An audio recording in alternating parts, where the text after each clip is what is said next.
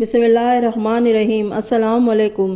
حضرت داؤد علیہ السلام نے بحکم خدا اپنا جانشین حضرت سلیمان علیہ السلام کو بنایا، جو کہ آپ کے سب سے چھوٹے فرزند تھے۔ جب سلیمان علیہ السلام جوان ہوئے تو حضرت داؤد علیہ السلام نے اپنا جانشین بنا دیا۔ داؤد علیہ السلام نے اپنی حکومت کے 40ویں سال اپنے بیٹے سلیمان علیہ السلام کو اپنا ولی عہد بنایا۔ ابو ہریرہ فرماتے ہیں کہ خداوند عالم نے داؤد علیہ السلام نبی کے پاس ایک مہر شدہ صحیفہ ارسال فرمایا، جس میں چند سوالات تھے۔ داؤد علیہ السلام کو حکم دیا گیا کہ تم ان سوالات کا جواب اپنے فرزند سلیمان سے مانگو۔ اگر وہ ان سوالات کا صحیح جواب دے دے تو انہیں اپنا خلیفہ بنا دو۔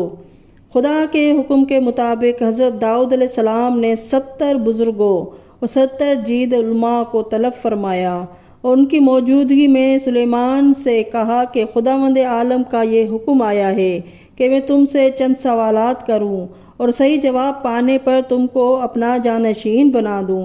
جناب سلیمان علیہ السلام نے کہا کہ حضور والا، حکم خداوندی کے مطابق سوالات فرمائے، انشاءاللہ جواب صحیح کی صحیح کروں گا۔ حضرت داؤد علیہ السلام نے فرمایا کہ اچھا بتاؤ، قریب ترین چیز کیا ہے؟ کہا آخرت۔ بعید ترین چیز کیا ہے؟ کہا دنیا میں جو حصول آخرت کی چیز چھوڑ دی جائے۔ وہ چیز کیا ہے جو پسندیدہ ہوتی ہے؟ کہا وہ جسم ہے جس میں روح ہو۔ وہ چیز کیا ہے جس سے وحشت ہوتی ہے؟ کہا وہ ایسا جسم ہے جس سے روح نکل جائے۔ بہترین چیز کیا ہے جو بہت کم پائی جاتی ہے؟ کہا یقین ہے۔ وہ چیز کیا ہے جو بہت زیادہ پائی جاتی ہے؟ کہا شک ہے۔ وہ کون سی 2 چیزیں ہیں جو قائم ہے؟ کہا آسمان اور زمین ہے۔ وہ 2 کون سی چیزیں ہیں جو دوڑ رہی ہے؟ کہا آفتاب اور مہتاب ہے۔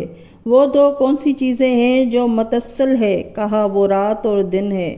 وہ 2 کون سی چیزیں ہیں جو ایک دوسرے کے مخالف ہے؟ کہا وہ موت اور حیات ہے۔ وہ کون سی شے ہے جس پر عمل کا نتیجہ ممدوح ہوتا ہے؟ کہا وہ غصہ کی حالت میں حلم اور بردباری ہے۔ وہ کون سا فعل ہے جس کے کرنے کا نتیجہ مذمت ہے؟ کہا وہ غضب اور غصے کی حالت میں حد جاری کرنا ہے۔ یہ سن کر حضرت داؤد علیہ السلام نے اس مہر شدہ صحیفے کو کھولا جس میں جواب تھا اور لوگوں کو بتایا۔ علماء نے کہا کہ ایک سوال ہم بھی کرتے ہیں۔ کہا کرو۔ انہوں نے یہ سوال کیا کہ انسان کے جسم میں وہ کون سی چیز ہے کہ جب وہ فاسد ہو جائے تو سارا جسم فاسد ہو جاتا ہے؟ حضرت سلیمان علیہ السلام نے فرمایا هو القلب، وہ دل ہے جس کا تعلق حیات انسانی اور عقائد سے ہے۔ یہ سن کر حضرت داؤد علیہ السلام ممبر پر تشریف لے گئے اور ایک خطبے کے بعد فرمایا ان اللہ تعالی یامر ان استخلف علیکم سلیمان، خدا نے مجھے حکم دیا ہے کہ میں تم پر اپنا خلیفہ سلیمان کو بنا دوں۔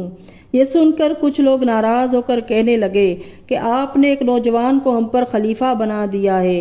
غرض داؤد علیہ السلام نے فرمایا کہ وہ تم میں سب سے زیادہ لائق ہے، اسی لیے ہم نے خدا کے حکم سے اسے خلیفہ بنایا ہے۔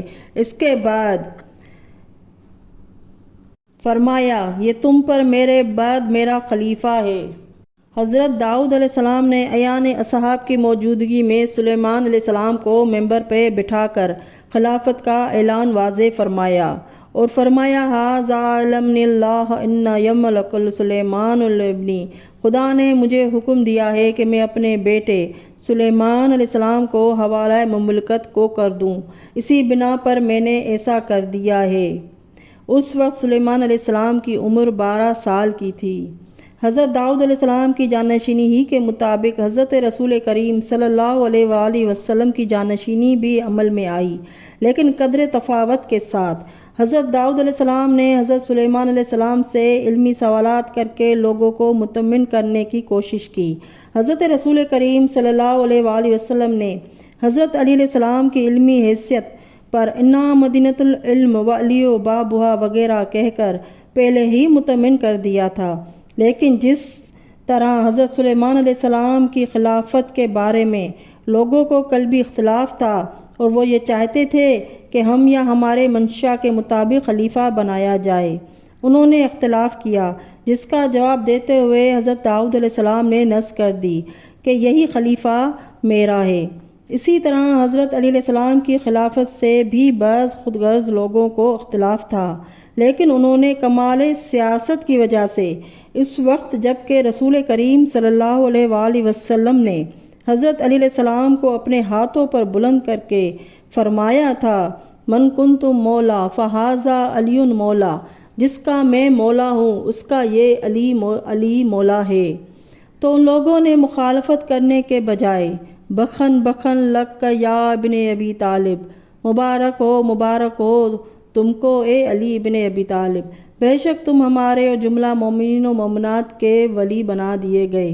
لیکن جب یہ موقع گزر گیا اور رسول کریم صلی اللہ علیہ وآلہ وسلم دنیا سے رخصت ہو گئے تو معاہدہ بند مسنب خلافت پر قبضہ کر لیا۔ مجمل بحرین میں ہے کہ خلافت پر قبضہ اس منصوبے کے مطابق کیا گیا جو 5 افراد نے بیٹھ کر کیا تھا۔